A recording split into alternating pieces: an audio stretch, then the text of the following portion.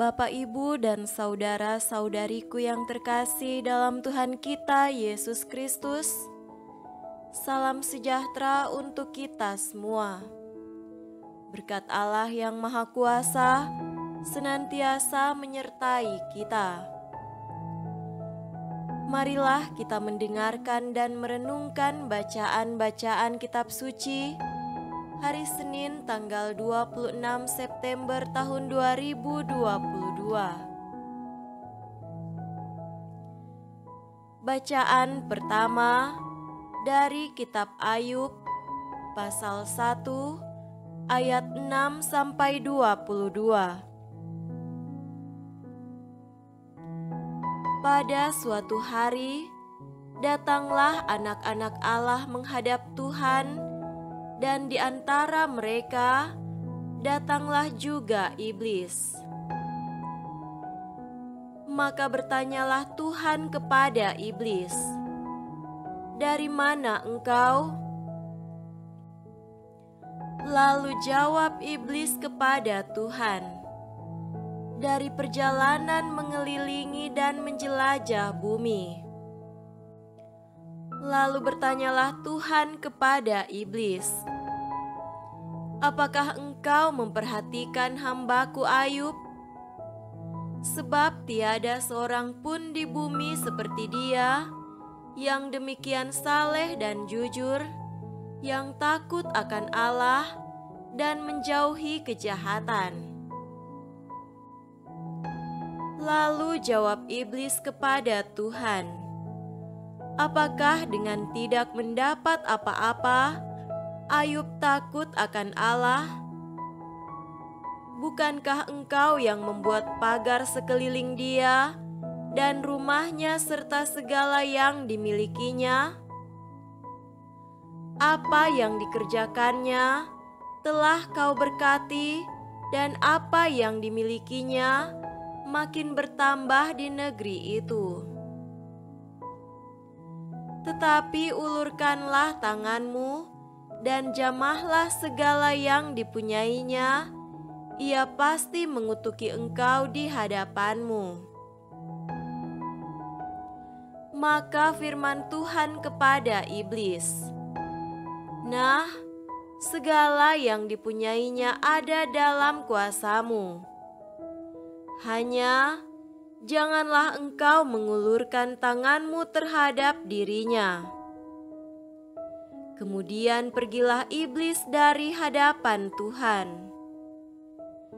Pada suatu hari, ketika anak-anaknya yang laki-laki dan yang perempuan makan-makan dan minum anggur di rumah saudara mereka yang sulung, datanglah seorang pesuruh kepada Ayub dan berkata, "Sedang lembu sapi membajak dan keledai-keledai betina makan rumput di sebelahnya, datanglah orang-orang Sheba, menyerang dan merampasnya, serta memukul penjaganya dengan mata pedang. Hanya aku sendiri yang luput, sehingga dapat memberitahukan hal itu kepada Tuan." Sementara orang itu berbicara, datanglah orang lain dan berkata, "Api telah menyambar dari langit dan membakar serta memakan habis kambing domba dan penjaga-penjaga. Hanya aku sendiri yang luput, sehingga dapat memberitahukan hal itu kepada Tuan." Sementara orang itu berbicara, datanglah orang lain dan berkata, "Orang-orang Kasdim membentuk 3 pasukan, lalu menyerbu unta-unta dan merampasnya, serta memukul penjaganya dengan mata pedang. Hanya aku sendiri yang luput, sehingga dapat memberitahukan hal itu kepada Tuan." Sementara orang itu berbicara, datanglah orang lain dan berkata, "Anak-anak Tuan yang lelaki dan yang perempuan sedang makan-makan dan minum anggur di rumah saudara mereka yang sulung, maka tiba-tiba angin ribut bertiup dari seberang padang gurun. Rumah itu dilandanya pada 4 penjurunya dan roboh menimpa orang-orang muda itu sehingga mereka mati. Hanya aku sendiri yang luput sehingga dapat memberitakan hal itu kepada Tuhan. Maka berdirilah Ayub, lalu mengoyak jubahnya dan mencukur kepalanya. Kemudian sujudlah ia dan menyembah, katanya, "Dengan telanjang aku keluar dari kandungan ibuku, dengan telanjang juga aku akan kembali ke dalamnya. Tuhan yang memberi, Tuhan yang mengambil, terpujilah nama Tuhan." Dalam kesemuanya itu, Ayub tidak berbuat dosa dan tidak menuduh Allah berbuat yang kurang patut. Demikianlah sabda Tuhan. Syukur kepada Allah.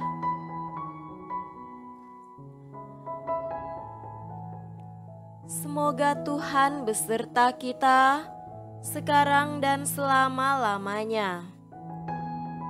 Inilah Injil suci menurut Lukas. Dimuliakanlah Tuhan. Injil Lukas pasal 9 ayat 46 sampai 50. Maka timbullah pertengkaran di antara murid-murid Yesus tentang siapakah yang terbesar di antara mereka. Tetapi Yesus mengetahui pikiran mereka. Karena itu, ia mengambil seorang anak kecil dan menempatkannya di sampingnya dan berkata kepada mereka, "Barang siapa menyambut anak ini dalam namaku, ia menyambut aku. Dan barang siapa menyambut aku, ia menyambut Dia yang mengutus aku. Karena yang terkecil di antara kamu sekalian, dialah yang terbesar." Yohanes berkata, "Guru, kami lihat seorang mengusir setan demi namamu, lalu kami cegah orang itu karena ia bukan pengikut kita." Yesus berkata kepadanya, "Jangan kamu cegah, sebab barang siapa tidak melawan aku, ia ada di pihak kamu."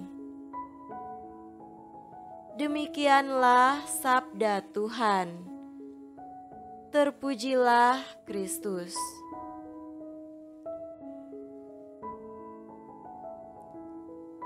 Saudara-saudariku yang terkasih dalam Tuhan kita Yesus Kristus, tema renungan kita pada hari ini adalah berani melawan iblis.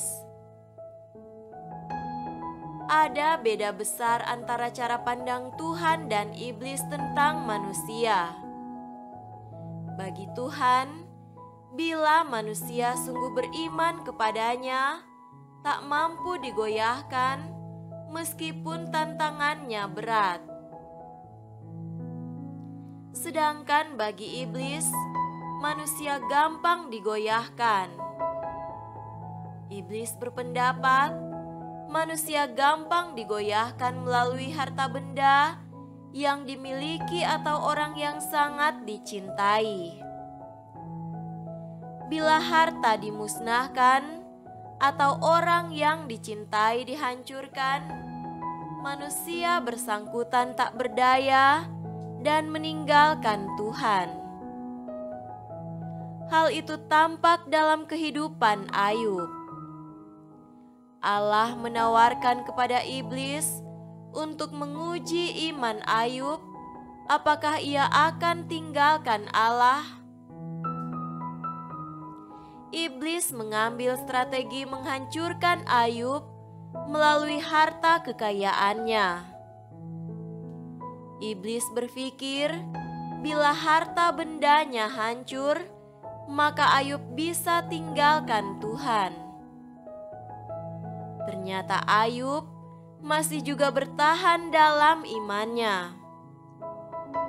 Iblis mengambil langkah selanjutnya, yakni membinasakan anak-anaknya, baik laki-laki maupun perempuan. Meskipun demikian, Ayub tidak goyah imannya akan Allah. Ia tidak berbuat dosa melawan Tuhan, bahkan tidak menuduh Tuhan. Ia tetap memuji kebesaran Tuhan. Dalam hal ini, iblis kalah dalam pandangan Tuhan. Saudara-saudariku terkasih, dalam Injil tampak bahwa pikiran para rasul pun hampir saja dikuasai iblis. Mereka berpikir bahwa pengusiran setan atas nama Yesus hanyalah hak istimewa mereka dan bukan orang lain. Mereka seolah-olah menginginkan kehebatan dan popularitas ada pada mereka. Karena kehadiran Yesus, maka pikiran mereka dapat diluruskan kembali. Memang di mana ada Yesus, iblis tak mampu kuasai manusia. Kita belajar apa dari peristiwa ini?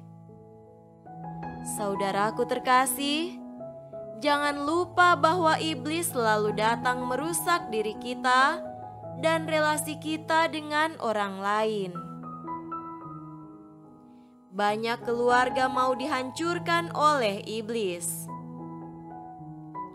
Iblis tak mau kalau orang saling mencintai dan saling menolong sebagai sesama. Ia akan menghancurkan, sebab salah satu sifat iblis ialah merusak relasi dan menghancurkan sampai putus relasi itu dengan Tuhan atau dengan orang yang paling kita cintai. Karena itu, suami dan istri, orang tua dan anak-anak, sahabat dan kenalan, jagalah baik-baik relasimu agar tidak hancur karena tipu daya iblis. Jalan untuk itu adalah dekatkan diri dengan Tuhan, karena bila Tuhan ada dalam diri kita, iblis tak mampu menguasai kita. Kembangkanlah cinta yang murni, kesetiaan dan kejujuran kepada pasangan kita atau siapa saja agar kita kuat menghadapi bujukan iblis dan pengaruh-pengaruhnya. Semoga demikian. Amin.